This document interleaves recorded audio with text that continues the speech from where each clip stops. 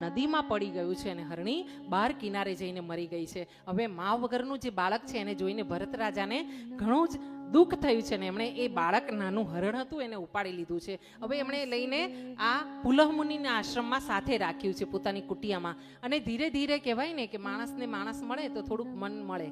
હા, 2 દિવસ 5 દિવસ તમે અહીંયા આવશો અને તમારી રૂમમાં જે બહેનો હશે ને એની જોડે તમારે ધીરે ધીરે મનમેળ થવો જોઈએ. માણસ હોય તો મનમેળ થાય, નહીંતર પછી લડાઈ થાય. હા, કે આ બેન તો ડબલ બેડમાં હોઈ ગઈ, મને નીચે હુડ આવી, આના કપડાં અહીં પડ્યા છે ને આને તો આમ ને તેમ ને આ ફલાણું ઢીકણું.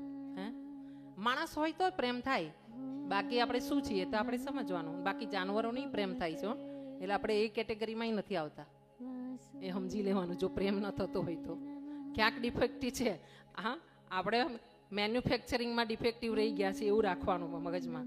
સુધાર કરવાનો આપણો. આવો આગળ વધીએ. આ બધો સુધાર હું તમને કહું છું પણ હું મારામાં કરતી રહું છું. હું પણ દૂધની ધોયેલી નથી, હું પણ તમારા જેવી જ છું. હા, પણ હું સુધાર કરવાની કોશિશ કર્યા કરું છું. જ્યાં જ્યાં મારી ભૂલો થતી હોય ને ત્યાં થોડી થોડી કોશિશ કરું.